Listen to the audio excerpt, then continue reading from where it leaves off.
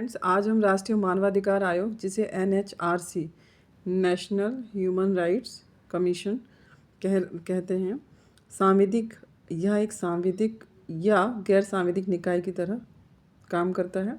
यह निकाय राष्ट्रीय मानवाधिकार संरक्षण अधिनियम 1993 के तहत गठित एक परामर्शकारी निकाय है। राष्ट्रीय मानवाधिकार आयोग एक सांविधिक और गैर सांविधिक निकाय है। यह एक परामर्शकारी निकाय है।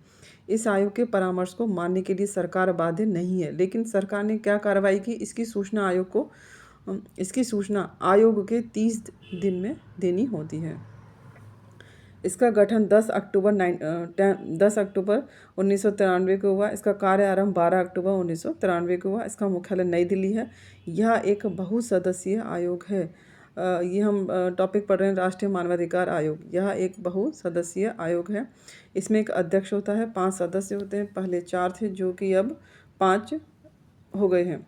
उच्चतम न्यायालय का सेवानिवृत्त मुख्य न्यायाधीश इसका अध्यक्ष होता है। 5 सदस्य में उच्चतम न्यायालय का सेवानिवृत्त वर्तमान न्यायाधीश 1, उच्चतम न्यायालय का सेवानिवृत्त वर्तमान मुख्य न्यायाधीश 1, मानवाधिकार विशेषज्ञ 3। इस तरह से इसमें 5 सदस्य होते हैं। 5 सदस्यों में 3 मानवाधिकार विशेषज्ञ होते हैं और एक उच्चतम न्यायालय का सेवानिवृत्त और एक उच्च न्यायालय का सेवानिवृत्त। तो इस तरह से 5 सदस्य होते हैं।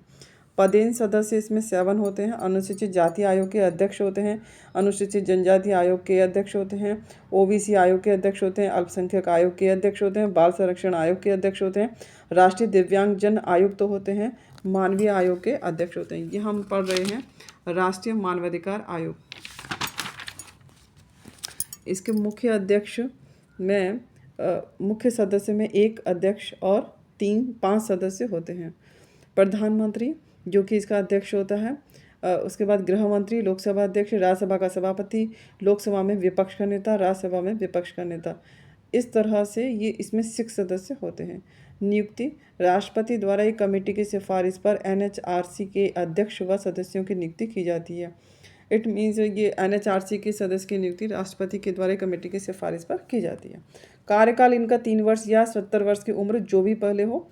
पूर्व में 5 वर्ष या 70 वर्ष उम्र थी, लेकिन अब इनका कार्यकाल NHRC के मेंबर्स का कार्यकाल 3 वर्ष या 70 ईयर्स, जो भी पहले हो। इनकी NHRC में पुनर्नियुक्ति भी सेवा शर्तों के अधीन की जाती है। इनका त्यागपत्र राष्ट्रपति को दिया जाता है। राष्ट्रपति NHRC के मेंबर अपना त्यागपत्र राष्ट्रपति को देते हैं। इनके वेतन भत्ते संसद द्वारा ही निर्धारित होते हैं। अलाभकारी परिवर्तन होता है। पद से हटाना, दिवालिया घोषित हो गया हो तब NHRC के सदस्यों को हटाया जा सकता है। अपने कार्यक्षेत्र से बाहर रोजगार कर रहा हो तब निकाला जा सकता है। कार्य करने में असमर्थ हो तब इन्हें निकाला जा सकता है। न्यायालय ने मानसिक रूप से अस्वस्थ घोषित किया हो तब पद से हटाया जा सकता है। न्यायालय में दोष सिद्ध हो चुका हो तब हटाया जा सकता है।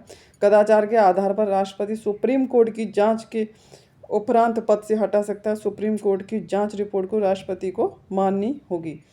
इन सब के आधार पर NHRC national human right commission के मेंबर्स को हटाया जा सकता है। NHRC के अध्यक्षों की सूची। इसमें सबसे पहले जो रंगनाथ मिश्र 1993-1996 तक इनका कार्यकाल रहा। 93, 4, 5, 6 4 ईयर्स इनका कार्यकाल रहा। पहले नेशनल ह्यूमन राइट कमीशन, राष्ट्रीय मानव अधिकार आयोग के पहले अध्यक्ष रंगनाथ मिश्र, दूसरे MN वेंकटचलैया, तीसरे GS वर्मा, देन AS आनंद, शिवराज पाटिल, S राजेंद्र बाबू, गोविंद प्रसाद माथुर, KG बालकृष्णन योगी, सीरियन जोसेफ, HS जानू और अभी अरुण कुमार शर्मा है। राष्ट्रीय मानवाधिकार आयोग के वर्तमान अध्यक्ष अरुण कुमार शर्मा है। इन सभी का कार्यकाल इसमें दिया हुआ है। राष्ट्रीय मानवाधिकार आयोग के कार्य, क्या क्या कार्य होते हैं इनके? मानवाधिकारों के उल्लंघन की जांच करना, मामलों पर स्वतः संज्ञान लेना। यह जांच कर सकता है लेकिन दंड नहीं दे सकता। 1 वर्ष से पुराने मामले की जांच नहीं कर सकता। जांच हेतु स्वयं का जांच दल होता है। हालांकि राज्य व केंद्र का सहयोग लिया जा सकता है। संघ व समवर्ती सूची के विषयों की जांच करता है। जेलों का, जितने भी जेल हैं, जेल का निरीक्षण व अपराधियों की जीवन दशाओं का अध्ययन व सुधार हेतु सिफारिश कर सकता है राष्ट्रीय मानवाधिकार आयोग। न्यायालय में लंबित मामलों में हस्तक्षेप कर सकता है। मानवाधिकार पर शोध करना व शोध को प्रोत्साहित करना, जागरूकता फैलाना, ये सभी कार्य मानवाधिकार आयोग के हैं। नेक्स्ट हम देखते हैं अधिनियम 1993 में 2 बार संशोधन हुआ था। 2006 2011 में। मानवाधिकार दिवस 10 दिसंबर को मनाया जाता है। इसका अधिनियम 1993 प्रवर्त हुआ था 28 सितंबर 1993 को। अधिनियम 1993 लागू हुआ 12 अक्टूबर 1993 को। धारा 2 घ में मानवाधिकारों को परिभाषित किया गया है। धारा 2M में लोक सेवक की परिभाषा दी गई है। HL दत्तू ने इस आयोग को दंतहीन बाघ, कागजी शेर की संज्ञा दी थी। मानवाधिकार आयोग को किसने दंतहीन बाघ या कागजी शेर की संज्ञा दी थी? HL दत्तू ने। नोडल मंत्रालय इसका गृह मंत्रालय। राष्ट्रीय मानवाधिकार आयोग का नोडल मंत्रालय गृह मंत्रालय है। Thank you.